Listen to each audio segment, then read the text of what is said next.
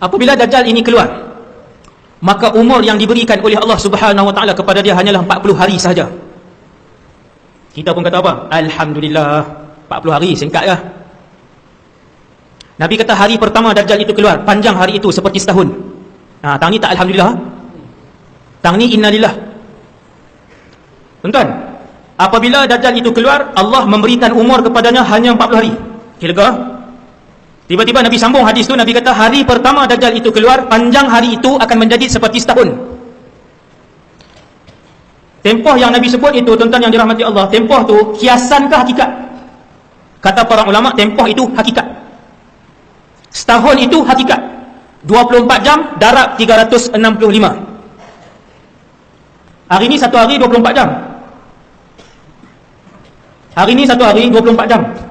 Hari pertama Dajjal muncul di Asfahan, di Khurasan, panjang hari pertama itu 8,760 jam. Berubah tak tuan-tuan cuaca? Berubah. Berubah tak cara ibadah? Berubah.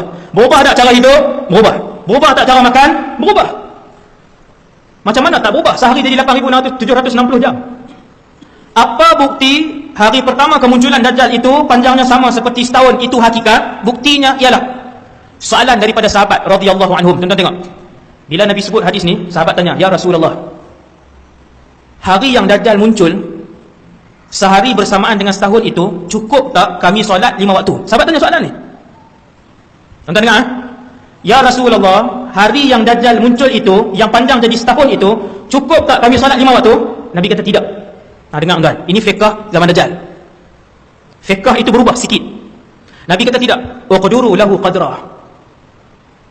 Tak cukup kamu solat hari itu yang panjang setahun itu 5 waktu, bahkan kalian mesti membuat anggaran kepada setiap waktu solat. Anggaran macam mana tuan-tuan? Macam ni. Kita tengok pada hari yang Dajjal keluar tu, kita tengok jam. Kalau ada jam lah, kalau ada jam. Cuaca tak berubah, gelap. Dah berapa kali pusing 12 jam, gelap. Maka ketika itu kita tetap perlu solat zuhur, subuh, zuhur, asar, maghrib, isyak. Dia macam ni, bila masuk subuh, contohnya pukul 6, kita tengok cuaca gelap, kena sembahyang subuh. Berlalu 7, 8, 9, 10, 11, 12, 1, 7 jam, cuaca gelap, kena solat tak zuhur? Kena solat. Habis kita solat zuhur, jam 1 berlalu lagi, 2, 3, 4, kita tengok jam 4, cuaca macam tu juga, kena solat tak asar? Kena solat. Itu maksud Nabi, tidak cukup ketika itu kamu solat 5 waktu sahaja dan kamu mesti membuat anggaran. Dah selesai. Itu secara ringkas. Itu solat. Kemudian kata Rasulullah, hari kedua Dajjal panjangnya seperti sebulan. Pula dah. Kan kita ada ingat tadi 40 habis tahun tu selesai. Dah tuan-tuan. Panjang hari kedua menjadi seperti sebulan. Maksudnya 24 darab dengan 30. Berapa jam hari tu? 720 jam. Allahu akbar. Tuan-tuan, suasana macam mana waktu tu tuan-tuan? Macam ni kah? Ada kuliah maghrib, orang pergi kerja? Tak tahu, saya tak boleh bagi jawapan. Ketika itu manusia akan menghadapi buat kali pertama pengalaman dalam masyarakat itu, bagaimana mereka nak hidup satu zaman sehari jadi 720 jam. Tuan-tuan, panjang jadi. Macam mana nak hidup ni? Adakah budak-budak anak-anak kita pergi ke sekolah kah? Kita pergi kerja kah? Wallahu a'lam. Hanya Allah yang mengetahuinya. Zaman itu. Kemudian kata Nabi, hari yang ketiga, tuan-tuan yang dirahmati Allah, hari yang ketiga panjangnya seperti seminggu. 24 darab dengan 7, 168 jam. Dan hari yang keempat kata Nabi SAW, barulah hari itu berjalan seperti hari-hari biasa kalian. Hari keempat semua sekali tuan-tuan, 365 campur dengan 30 campur dengan 7 hari campur dengan 27, semua sekali lebih kurang 429 hari. Lama tuan-tuan. Benda kedua yang paling besar yang saya nak sebut kepada tuan-tuan, yang pertama solat. Yang kedua yang paling besar ialah apabila sahabat tanya, "Ya Rasulullah, apa yang akan berlaku ketika mana hari yang panjang yang Dajjal itu keluar?" Kata Rasulullah, "Dajjal akan mengelilingi bumi. Tidak ada kampung, tidak ada bandar, tidak ada lorong, tidak ada kawasan kecuali dijejaki oleh Dajjal." Tuan-tuan yang kata kami duduk Kuala Berang Ustaz, jauh. Tidak ada kampung atau bandar kecuali sampai Dajjal. Pada hari pertama Dajjal keluar, tidak akan ada setitis pun air untuk diminum. Dan tidak akan ada sekeping roti pun untuk dimakan. Tuan-tuan, Nabi sebut tidak akan ada setitis air. Zaman hari ni kita tengok, air banyak Ustaz. No, sungai apa semua. Tuan-tuan sekalian, itu sebab tak berlaku kemarau. Cuba berlaku kemarau. Tuan-tuan, Malaysia ni kalau Allah sekat hujan 3 bulan, berapa negeri akan mula mencatu air? 2 tahun lepas, 3 tahun lepas berlaku kemarau, 3 bulan hujan tak turun. Saya tengok sendiri, beberapa negeri mencatu air baru 3 bulan. Kalau 5 bulan, kalau 7 bulan, kalau 10 bulan, setahun sebelum kedatangan Dajjal, Allah SWT contoh Allah mengkemaraukan negeri kita. Tuan-tuan nak jumpa air ni? Tak jumpa. Tuan-tuan, bila hujan tak turun selama 7 bulan di Semenanjung ni, sungai kering tak tuan? Kering. Empangan kering tak kalau 7 bulan tak turun hujan? Kering empangan. Air yang disimpan dalam bukit, kalau hujan tak turun 7 bulan, air terjun, air sungai yang kita duk pergi mandi tu, tak ada air tuan-tuan. Nampak tak? Jadi itulah yang disebutkan oleh Rasulullah pada hari pertama keluar Dajjal, air ini tidak ada setitis pun. Ni, setitis pun tak ada. Tadi kita kata sebulan boleh simpan Ustaz. Kan? 5 beg beras cukup lah. Masalahnya ialah hari pertama sudah tidak ada lagi sekeping roti dan setitis air. Siap. Orang berperang tak tuan-tuan? Tak ada makanan, orang berperang tak? Perang. Orang sanggup bergaduh? Bergaduh kalau tak ada makanan. Apatah lagi kalau tidak ada air. Maka sahabat tanya soalan yang kedua kepada Nabi SAW. Pukul 9 saya berhenti, insyaAllah dah 8.45. Tuan-tuan pun letih, saya pun letih. Allahu Akbar. Sahabat tanya, ya Rasulullah, bagaimana orang Islam untuk mendapatkan makanan? Nabi pun jawab, ketika Dajjal datang di satu tempat. Tuan-tuan, Dajjal akan datang satu tempat. Apabila dia sampai di satu tempat, maka Dajjal akan bawa bergunung-gunung roti dan makanan. Bergunung. Siapa nak dapatkan makanan, siapa nak dapatkan minuman, satu saja ucapan, mudah saja. Dia perlu mengaku, alastu bi rabbikum, bala, kamulah Tuhan kami. Dia kena mengaku macam tu je. Mudah saja. Mengaku apa tuan-tuan? Jual iman dan akidah yang paling mahal yang ada pada diri kamu, mengaku aku Tuhan kamu, dapat makanan.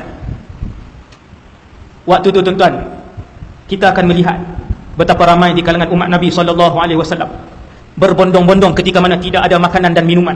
Mereka menyembah Dajjal, mereka mengaku tentang ketuhanan Dajjal. Wal'iyadzubillah. Yang inilah yang paling ditakuti oleh, yang dirisaukan oleh semua Nabi dan Rasul. Apa dia tuan-tuan? Satu orang umat Nabi Muhammad mengaku Dajjal sebagai Tuhan, maka kafir dan kufurlah dia selama-lamanya, tidak lagi akan keluar daripada neraka Jahannam. Wal'iyadzubillah.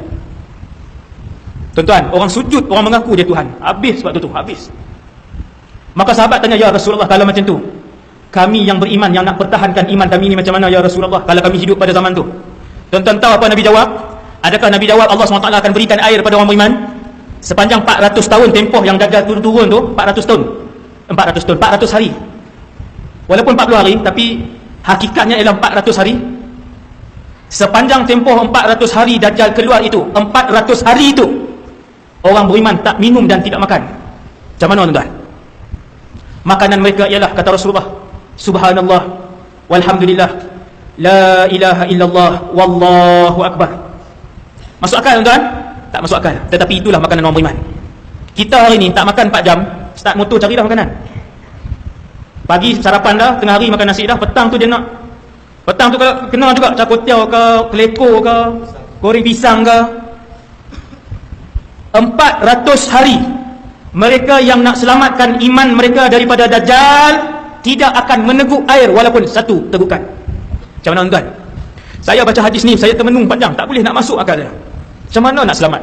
Kata Rasulullah, makanan mereka hanyalah subhanallah walhamdulillah wala ilaha illallah wallahu akbar. Nabi kata tiap-tiap kali mereka sebut zikir itu, perut mereka akan terasa kekenyangan. Luar biasa tak? Luar biasa. Inilah antara benda sukar yang kita nak hadapi pada zaman Dajjal. Kalau Allah panjangkan umur duduk pada zaman tu, wal'iyadzubillah, itulah cabaran yang paling besar dalam kehidupan umat Nabi Muhammad sallallahu alaihi wasallam. Besar tuan-tuan cabaran tu. Apabila dia datang ke dalam satu kampung ataupun dalam satu bandar, ini Nabi besar ni, Nabi kata, kamu tengoklah dia, sesungguhnya mata kanannya buta. Dan ketika mana dia mengaku bahawa dirinya Tuhan, ketahuilah bahawa Allah itu tidak buta matanya. Tuan-tuan, dia manusia, berjalan, bukannya dia terbang. Dajjal itu tidak terbang, dia berjalan seperti manusia, makan seperti manusia, melihat dan bernafas seperti manusia. Bila dia datang, dia berucap di depan 10,000 orang di Kuala Berang ni. Dia kata, akulah Tuhan sekalian alam. Nabi kata, tengok muka dia, lihat kehuduhan matanya. Matanya buta, dan Tuhan itu tidak buta. Jangan kalian terpedaya dengan dia. Dan setiap manusia beriman, apabila melihat Dajjal, mereka akan melihat di dahinya akan tertulis 3 huruf, iaitulah kaf, fa, ra. Bacaannya ialah kafir. Tulisan di dahi Dajjal yang disebut sebagai kafir itu tidak akan dapat dibaca oleh orang-orang fasik, munafik dan kafir. Jaga-jaga tuan-tuan, yang ni yang paling saya takut dan paling kita semua takut. Hari ini kita ada jawatan ustaz, kita ada jawatan mufti, kita ada jawatan imam, kita ada jawatan sekian, kita ada jawatan sekian. Keluar Dajjal nanti tuan-tuan, kawan di sebelah kita nampak di dahi itu, ada tulis di dahi dia, jangan pergi, itu Dajjal. Kita pula kata tak nampak pun.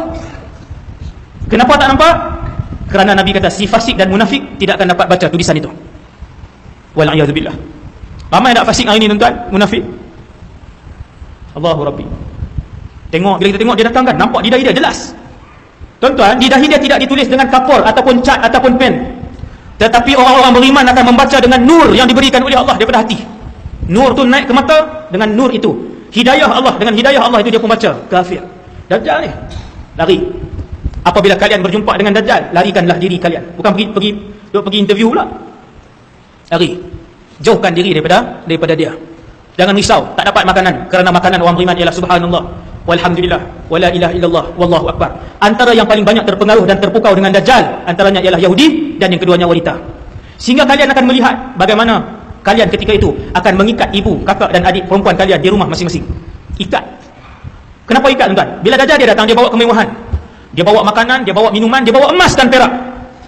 Tuan, orang bawa emas dan perak ni betul macam ni, bukan iPhone A, bukan iPhone 10. Emas begini, emas. Nabi kata dia tunjuk ke tanah, terkeluar emas dan perak. Keluar macam tu, keluar. Terpelanting-pelanting, terkeluar emas dan perak daripada tanah. Dia pun pegang emas dan perak. Siapa yang nak kemewahan, nak makanan ni, sila datang ke depan dan mengaku bahawa aku adalah Tuhan.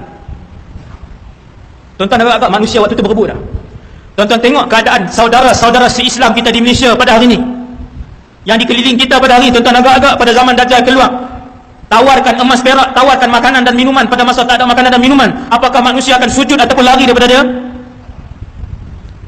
Hari ini kalau ada tawaran RM1,000 pun manusia berebut-rebut RM1,000. Sanggup tak solat berhari-hari? Nak beli tiket bola, berapa hari orang potong? Buat kemah depan tu 3 hari. Hasbunallah wa ni'mal wakil. Beli tiket bola tuan-tuan, beli nak tiket nak tengok perlawanan bola. Orang beratus tuan-tuan, 3 hari duduk di situ, 2 hari duduk di situ, 12 jam berdiri di situ. Tu kena bayar duit. Kalau bagi duit,